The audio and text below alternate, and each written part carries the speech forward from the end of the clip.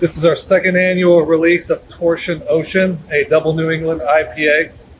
We first released this in late 2020.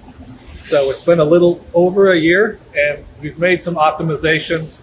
The first recipe, it was some of my hop combinations based on the Valley's Double Whirlpool. Carl, our head brewer, wasn't with us yet. He's with us now. That was like many months ago. Take these recipes and make them better.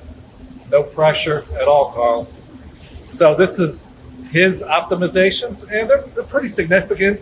Still using the same hops, but where they come in and out is totally different. So what did you do with this? Because in the first recipe, we had Citra, Amarillo, and Zythos in the Whirlpool, and then we had Amarillo and Sabro in the dry hop. So what did you do and why? Well, the biggest change is I took the Amarillo and I moved that into the Whirlpool. And I took Mosaic and moved that into the dry hop. The biggest thing for me was we're using Sabro hops. I found my experience using Sabro really needs to kind of dominate the hop bill in order to let it shine. Because there's a lot of subtle characters from Sabro you're not going to get being overpowered by the hops. Like Citra, for example, is very strong, citrusy, sharp, basically. Whereas Sabro is get much more softer, cream, coconut, chocolate, what have you. So, for the most part, I just took the Mosaic, moved that to the dry hopping stage. About a third of the dry hopping was Mosaic, and 2/3 of the dry hopping is outside. Okay. And look, one of the things I found interesting about using the hops like this is that, especially with the Sabro, in certain hops that have more like a softer, say, fruit profile, there's certain tones that don't really come out until it warms up. So what we've discovered with the Toarcian Ocean, for example, and earlier this year we have the Neptunian, also works similarly. You pour it cold, you get more of like a berry and cream from the hops. As it warms up, though, you start getting a little bit more like the wood tones and the coconut tones out of the sample. Now, did you do any grain bill modifications? Because from what I hear, this guy likes to throw some Vienna in everything. That's my go-to. If you've been paying attention to the labels, you're probably noticing that several of our beers now have Vienna in them.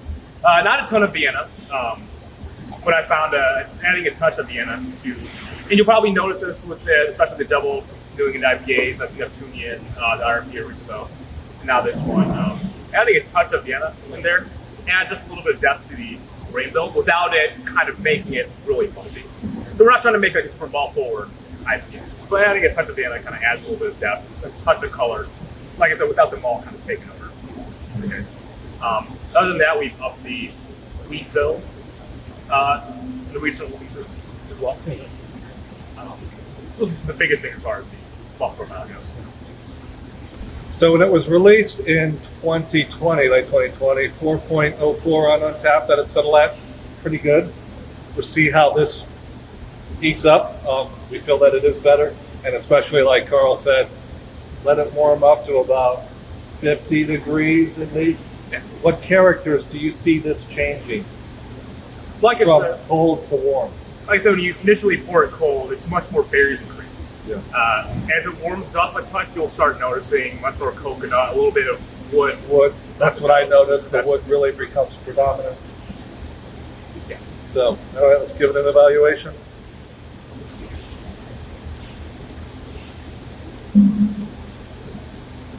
So this is not going to be in distribution until about 2 weeks from now. It's still sitting in our warehouse. We're doing a pre-release here at Canal Place this weekend. Now, you guys are probably thinking Toarcian Ocean. What's the reason for that name? Well, I was a big dinosaur guy as a kid. So a Toarcian Ocean is in the Jurassic time period where you've got these crazy, scary marine reptiles going around in the ocean that you do not want to be in. And then it was followed by a mass die-off at the end of this period. So kind of a weird time period, but kind of cool. It paved the way for some other things. And just so happens that it's Friday the 13th. Oh. So, and with the can art, that's some pretty scary stuff. So, what are you getting from this? Well, I think the malt bill blend helps, especially the wheat kind of blends. The creaminess that pairs well with the sour. Obviously, I said the mosaic. It's a softer. It's a fruity hop, but it's a softer fruit. It's more berry stone fruit as opposed to say the very bright citrusy, Citra Simcoe. And it's super smooth. There's no hop bitterness or hop burn that you get in some younger double New Englands. We took our time with this one. We've been giving them like an extra week instead of trying to pump and dump them. I think this is one of those IPAs that will age fairly well. I think the longer it has to kind of sit and mature for a little bit, it can maybe a month out or so. So, like I said, some more of the sharper hop characters, like the citrus, for example, some of the cadiness you get from Simcoe, Citra, those tend to mellow out more over time. And that really allows the softer tones like wood, cream, coconut, not start shining through. I noticed that with the Neptunian after opening that up after a while. In the RIP we go now, I assume the berry from the Eldorado. So I think this one, the mosaic and the sour, we're going to shine a little bit if you do let it age a little bit. Obviously, you don't want to drink these, let them sit warm for 2 years. No. So based on how it tastes this year, do you got any special tweaks you want to do next year? Next year? Or you want to see how it ages a little I'm not bit sure. first? Yeah, ask me in about a month and I'll let you know. Like I said, I'm pretty happy with the way this one's turned out. Okay. No, awesome. Cheers, and we hope to see you this Friday. Bruce?